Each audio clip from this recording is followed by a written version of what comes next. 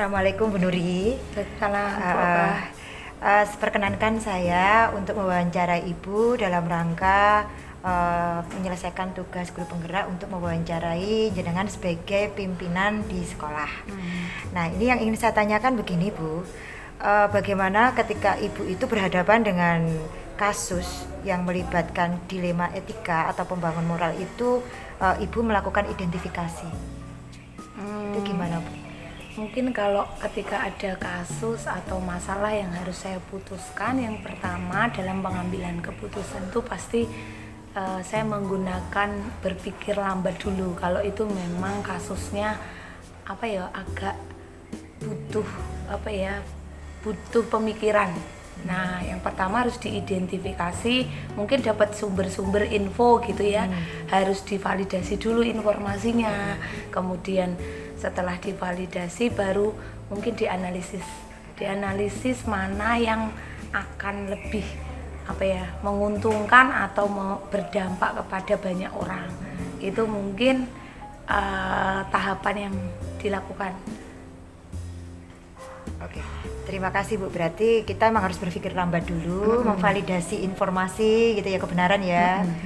Oke, terus kira-kira dalam pengambilan keputusan di sekolah itu terutama untuk kasus ketika Ibu menemukan ada dua kepentingan yang berbeda, itu gimana Bu? Yang pertama memang sama-sama benar di sini, sama-sama benar ya. Mungkin ini berarti hasil analisisnya harus lebih panjang. Kita kumpulkan data-data, pasti semua nanti suatu keputusan itu akan ada dampaknya ya. Ada dampak positif, ada yang dirugikan mungkin negatif gitu ya. Itu pasti ada dalam setiap keputusan. Cuman nanti kita analisis lagi kira-kira mana yang lebih berdampak luas atau berdampak, terutama kalau ini dalam sekolah, mana yang akan berdampak kepada murid. Nah, itu yang pertama.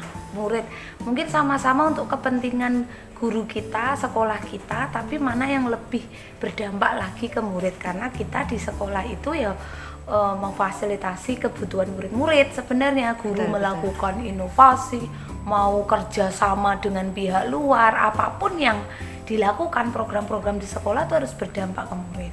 Kemudian yang kedua mungkin skala prioritas, mana yang lebih penting urusan waktu ya. Mungkin itu bisa kita lakukan nggak sekarang, jangka panjang. Berarti kan ada jangka pendek yang memang harus kita lakukan saat ini. Nah, itu jadi pertimbangan juga untuk membuat suatu keputusan. Berarti ini termasuk langkah-langkah prosedur dalam menentukan keputusan ya? Berarti pertanyaan saya sebenarnya kan setelah ini adalah prosedur yang diperlukan. Nah, itu tadi sudah dijelaskan ya masalahnya. Oke, terus kira-kira yang selama ini yang efektif ketika kita dihadapkan atau Ibu dihadapkan pada keputusan-keputusan yang ada dilema secara etika itu gimana Bu? Ya, selama ini hal apa yang dianggap paling efektif untuk menyelesaikan dilema etika ini, kasus-kasus yang ada dilema kalau etika? Saya pasti mendengar aspirasi dari orang-orang sekitar. Jadi itu penting. Kenapa? Karena ya mungkin saya jadi seorang pemimpin, kepala sekolah, punya kewenangan ya. Saya memutuskan A, B atau C. Tetapi tadi itu harus validasi, identifikasi masalah yang ada. Siapa tahu saya mendapatkan info atau data-data dari lingkungan sekitar saya. Misalnya saya akan ngobrol ke guru, ada laporan nih ini misalnya masalah kantin nih ya di sekolah saya. Oh, ini kantinnya tuh jajanannya jorok ini. Kemudian ada wali murid yang gini. Kan harus saya cross check dulu tuh. Nah, saya nggak hanya mendengar dari satu belah pihak, tapi saya akan mendengar dari banyak pihak. Bahkan misalnya ketika awal saya kumpulkan pengurus paguyuban atau dewan kelas, dia mewakili itu, saya belum cukup. Oke, terima kasih, nanti sharing aspirasi, saya akan masuk ke setiap paguyubannya dari kelas 1 ke kelas 6. Karena saya akan konfirmasi. Berarti menggalang dukungan ya. Iya, karena belum tentu dia sebagai wakil paguyuban, mungkin pengurus, mempresentasikan suara mereka yang di bawah. Artinya jenengan menggali informasi lebih jauh ini ya, kan? Lebih jauh karena mungkin semua wali karena menganggap itu belum representasi gitu ya. Soalnya mungkin ini mungkin masalah yang mungkin nggak harus saya putuskan dengan matang gitu ya. Ya memang dilema saya bingung juga nih, kira-kira Ada yang kurang tangannya? cukup. Kira-kira nanti akan ada dampak yang dirugikan atau enggak gitu ya? Nomornya boleh saya ambil. Oh iya. Nah, kemudian setelah itu kita apa namanya? Tadi itu menggalang informasi yang lebih itu menggali informasi yang lebih valid gitu. Nah, baru kita akan diskusikan. Jadi saya akan analisis tadi itu berdasarkan mana ya skala prioritas. Ketika saya akan ada pilihan-pilihan di situ. Saya membuat pilihan-pilihan keputusan. Kalau pilihan A, maka dampaknya akan apa, yang dirugikan siapa, ini manfaatnya apa. Ketika B, manfaatnya itu baru saya mungkin biasanya saya punya tim tank gitu ya, rank satunya kalau saya ini nih gimana. Nah, termasuk mungkin orang terdekat, bahkan suami saya atau apa itu jadi pembisiknya. Nah, sehingga mungkin saya mendapatkan keputusan final untuk memutuskan sesuatu itu gitu. Okay. Kira-kira hal apa saja yang selama ini merupakan tantangan dalam pengambilan keputusan pada kasus dilema etika? Ya. Tantangannya ini terkadang keputusan tadi misalnya kita pilihan A, B, C gitu. Kita analisis ada yang dampak, ada yang dirugikan, ya kan? Ada yang diuntungkan. Kadang sih mesake barang gitu. Iya. Belas kasihan misalnya ketika aku harus memberhentikan ini ibu ini karena yang udah jualan di kantin tapi nggak ada kontribusi ke sekolah. Betul. Di sisi lain dia sebenarnya membantu sekolah juga untuk kebersihan kamar mandi belakang. Namun dia kalau ke siswanya ada dampaknya itu sama kepentingan sekolah harus butuh pendapatan dari lain-lain untuk ini, maka badan usaha sekolah itu harus berkembang karena nanti untuk kegiatan-kegiatan sekolah yang berdampak pada anak juga, karena terus terang dana bos nggak cukup untuk pembiayaan yang bersifat mungkin kita ngadain inovasi pembelajaran yang sesuai idenya guru-guru, terkadang terbentuk dari anggaran gitu-gitu ya. Nah gitu juga, tapi juga masalah kebersihan dan yang lainnya juga penting. Ibunya sendiri mungkin ketika saya berhentikan itu kan juga punya keluarga, punya kayak memotong rezeki orang itu rasanya betul itu juga rasa kasihan juga gitu ya. Itu tantangannya yang pertama. Yang kedua bisa jadi terkadang keputusan itu menimbulkan gejolak. Jelas dukungan dari banyak yang menentang gejolak, misalnya ada yang pro ada yang kontra. Nah misalnya saya biasanya akan menakar dulu nih ketika saya memutuskan A, banyak enggak yang pro. Kalau banyak yang pro nanti kayaknya dampaknya enggak begitu besar gitu ya, gejolaknya enggak begitu besar gitu ya, tapi pasti ada gitu, pasti ada yang mungkin menolak kan, pasti nggak senang, nggak setuju gitu ya. Itu sih tantangannya kayaknya untuk menghadapi itu. Tidak semua orang mungkin punya kemampuan secara mental untuk melakukan itu, apalagi kalau mungkin seorang pemimpin yang baper tuh udah habis. Nah, Ibu sendiri punya jadwal tertentu tidak untuk menyelesaikan sebuah masalah etika? Di sini misalnya jadwal untuk menyelesaikan, bentuk atau prosedur seperti apa yang harus dijalankan tuh punya nggak kayak gitu? Kalau jadwal sih saya biasanya enggak. Kalau ada suatu masalah, kalau ada masalah gitu ya. Kalau ada masalah ini enggak terjauh, enggak tentu juga. Cuman kita memang selalu metakan di dalam rapat-rapatnya itu pasti mana nih prioritas yang mau diselesaikan gitu. Urgensi jadi gitu di setiap rapat tuh pasti ada apa masalahnya yang kemarin saya dengar ini ini dulu yang mau saya selesaikan gitu ya.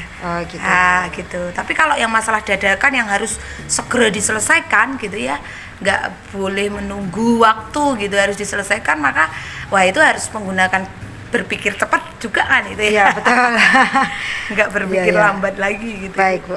Adakah kira-kira seseorang atau faktor apa yang selama ini mempermudah atau membantu Ibu dalam mengambil keputusan dalam kasus dilema etika? Ya, teman-teman sekeliling saya, guru-guru itu. Terus kalau di rumah ya suami saya, karena kita sama-sama pendidik. Faktor penentu adalah orang-orang di sekitar kita yang itu memberikan dukungan dan sebenarnya mungkin saya lebih ke kemantapan hati diri saya sih. Yang lain kadang, itu untuk ditakar Iya, saja ya, ditampung lalu ditakar dulu. Iya, Semua tergantung. Karena kita. suatu keputusan yang kita hasilkan itu kan berawal dari kita yang mengambil keputusan. Maka siap nggak kita mempertanggungjawabkan atas keputusan itu? Jadi apapun misalnya selingkung, maksudnya memberi masukan ini oke, ini, tapi saya kembalikan lagi ke diri saya dalam sendiri, diri, ya. kemantapan. Oke, saya kayaknya pilih pilihan A nih keputusannya. Nanti dengan konsekuensi seperti ini. Jadi saya harus siap. Gitu. Baik Bu. Dari semua hal yang Ibu sampaikan tadi, kira-kira pembelajaran apa yang Ibu petik dari pengalaman Ibu dalam mengambil keputusan dilema etika? Sih Mbak, saya ngerasa lebih dewasa dan lebih bijaksana. Semakin banyak masalah yang kita Padahal kita benturan hadapi, mentalnya ngeri betul. loh Mbak. Ya, tapi itu membuat saya lebih kayak gimana ya?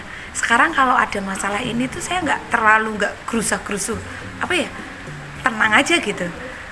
Mungkin awal-awal dulu sangat. Jadi lebih berhitung ya, mengambil langkah itu benar-benar harus terukur. Ya, mungkin karena sudah terbiasa ya. Oh iya, itu tergantung jam terbang ya berarti. Jadi lebih berpengalaman dalam pengambilan keputusan ini gitu. Mungkin dulu dihantam dengan masalah dilema yang sangat ini, mungkin pertama aduh gimana, tapi justru dari itu kalau kita berefleksi akan membuat kita semakin kuat. Pernah nggak Ibu mengambil keputusan yang salah? Iya pernah. Bagaimana menghadapi seperti pernah. itu? Misalnya keputusan yang salah, oke, ya nggak apa-apa, karena bagi saya kesalahan itu suatu proses belajar kok. Oh gitu. Jadi ya tergantung kita memaknai dan merefleksikannya kan Mbak. Betul. Nah, jadi nanti ada intinya nggak terlalu berlarut-larut dalam kesalahan yang sudah kita buat gitu ya. Harus keputusan segera move on. salah benar itu kan menurut siapa dulu kan? Oh iya betul. Iya Ibu. Ya bisa jadi menurut saya udah benar, tapi menurut orang lain itu salah. Tapi kan saya yang menghadapi, oke. Tapi ketika saya refleksi, oke, mungkin keputusan yang saya ambil kemarin itu salah. Kan itu buat proses belajar, buat refleksi saya untuk pengambilan keputusan. Maka semakin banyak seorang pemimpin tuh nggak bisa lepas dari sebuah masalah atau dilema etika pasti. Nah, masalah itu keniscayaan ya, selama kita masih hidup pasti ada itu. Iya, mungkin itu udah kayak resikonya jadi seorang pemimpin. Dan harus memang dihadapkan dan dibenturkan dengan masalah-masalah. Bu, kalau pesan Ibu untuk ini calon guru penggerak yang akan dijadikan pemimpin. Ya, kalau pesan saya untuk para guru penggerak sih, jadilah pemimpin yang benar-benar bisa mengambil keputusan yang berdampak pada murid. Intinya semua harus yang paling utama berdampak kepada murid. Bukan pada kebutuhan sekolah, pribadi, kebutuhan mungkin fisik bangunan sekolah, kebutuhan kesejahteraan guru-guru, tapi yang paling utama semuanya harus berpihak kepada murid gitu ya. Iya betul. Yang kedua, karena sudah menjadi seorang pemimpin itu pasti akan identik dengan membawai, mengayomi gitu ya. Jadi harus butuh kebijaksanaan dalam mengambil keputusan dan menentukan sesuatu. Terkadang mungkin sekarang guru penggerak kan masih muda-muda ya.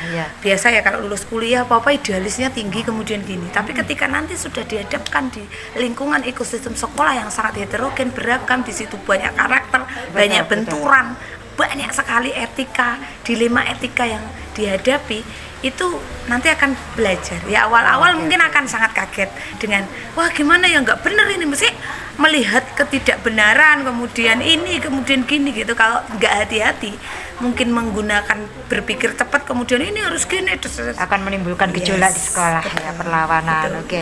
Terima kasih Bu Nuri atas wawancara hari ini. Semoga bisa bermanfaat buat kami, buat saya secara pribadi.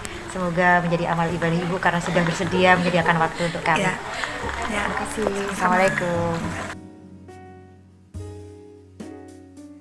Assalamualaikum warahmatullahi wabarakatuh.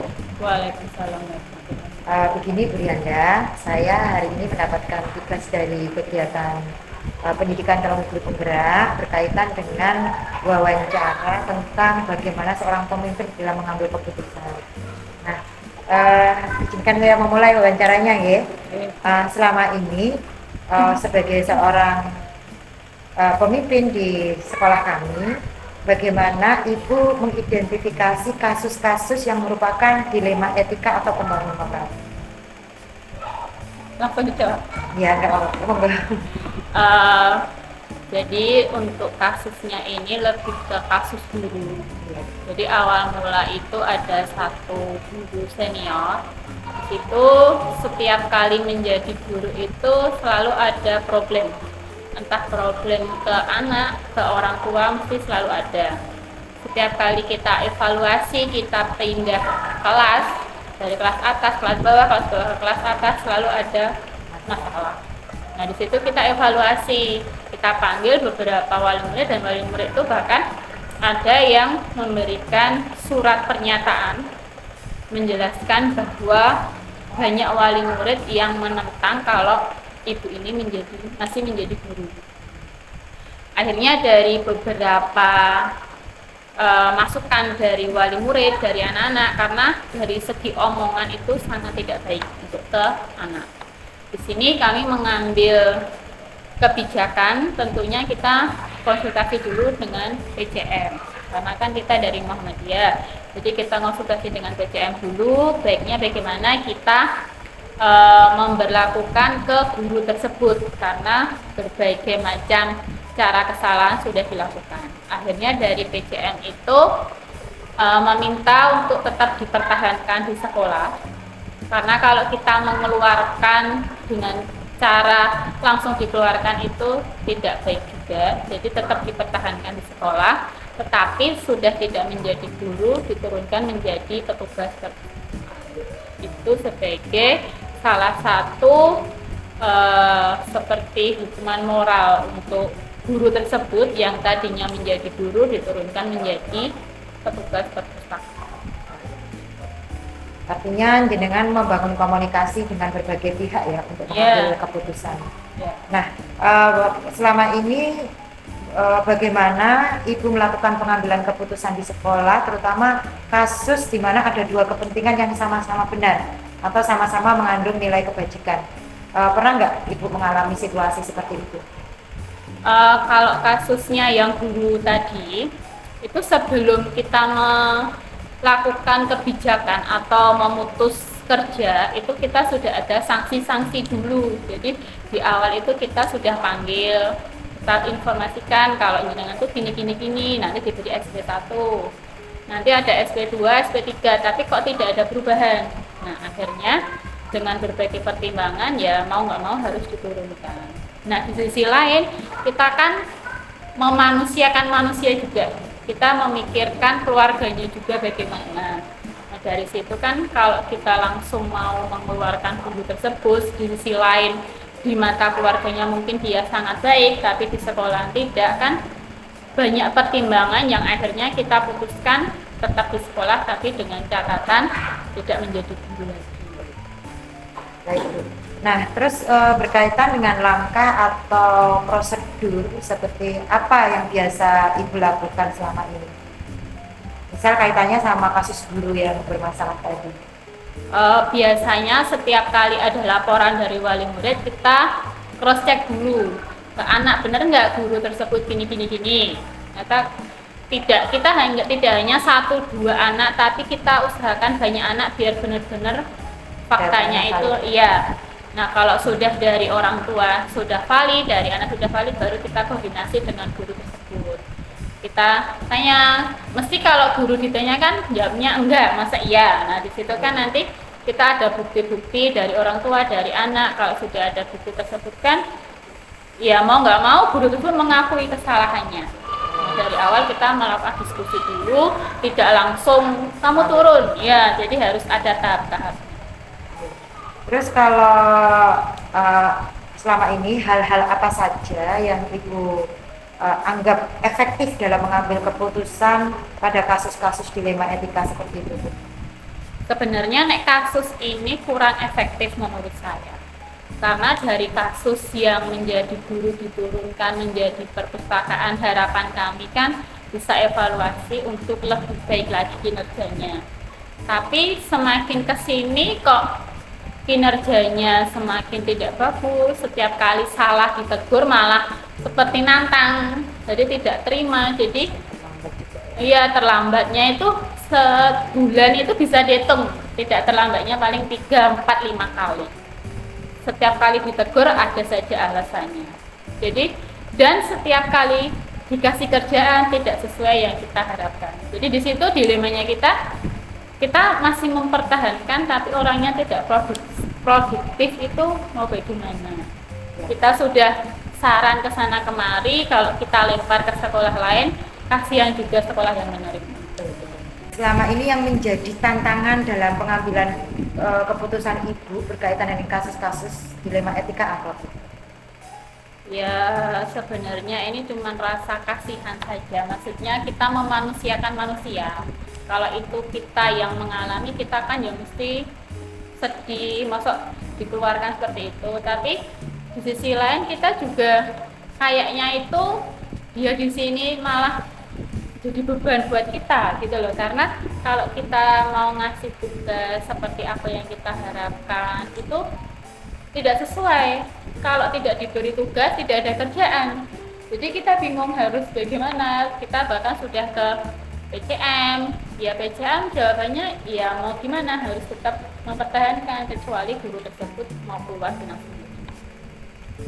Terus kalau selama ini juga, apakah ada jadwal tertentu ketika Ibu menyelesaikan masalah seperti itu? Jadwal untuk menyelesaikan mungkin prosedur ini kapan dilaksanakan? Misal bertemu beliau, bertemu PCM, bertemu dengan beberapa stakeholder sekolah kita. Ada nggak jadwal seperti itu? Jadwal itu tidak ada. Jadi setiap kali ada masalah, ya bagaimana caranya kita langsung segera menyelesaikan. Kalau ada jadwalnya, takutnya yang ada masalah, yang nggak ada masalah. Jadi untuk jadwalnya untuk sementara ini tidak ada. Yang jelas setiap kali ada masalah, bagaimana caranya segera diselesaikan. Kalau berkaitan dengan seseorang atau faktor-faktor apa yang selama ini mempermudah Ibu dalam mengambil keputusan dalam kasus dilema etika ini? Jadi setiap kali masalah sekolah itu selalu kita diskusikan bersama dengan guru, karyawan, dan kepala sekolah. Jadi di situ kan banyak masukan dari teman-teman sesama guru, bagaimana cara mengatasi atau ya setiap kali masalah itu banyak masukan dari teman-teman memberikan dukungan. Jadi dari masukan dan dukungan dari teman-teman itu ya akhirnya mau nggak mau berani untuk bertindak menjadi misalnya memberikan punishment atau memberikan hukuman kepada guru tersebut yang tadinya jadi guru jadi petugas. Itu saya tuh awalnya takut, maksudnya nanti menyinggung atau sakit hati, akhirnya sakit, itu kan banyak pertimbangan juga. Tapi dari banyaknya dukungan teman-teman, ya karena memang kesalahan ya mau nggak mau harus bisa dilakukan. Terus kalau pelajaran apa atau hikmah apa yang Ibu petik dari kejadian seperti itu berdasarkan pengalaman Ibu dalam mengambil keputusan? Nah, saya ya mengambil keputusan yang sekiranya tidak baik untuk kita itu sebenarnya berat. Tetapi kan ini untuk memanusiakan manusia itu tadi. Kalau kita hanya mikir sepihak, ya udah nek saya tak keluarkan gitu, toh nggak bermanfaat juga buat sekolah. Tapi karena masih kasihan, sudah mengabdi juga terlalu lama, jadi ya mau nggak mau seperti itu ya tetap kita pertahankan sampai nanti gimana tindak lanjut dari atasan. Terutama dari pengelola ya, dari yayasan Muhammadiyah. Baik. Terima kasih Bu Rianda sudah berkenan untuk saya wawancarai. Semoga apa yang Ibu sampaikan ini bisa menginspirasi kami untuk melakukan pengambilan keputusan yang efektif dan sebaik mungkin. Terima kasih.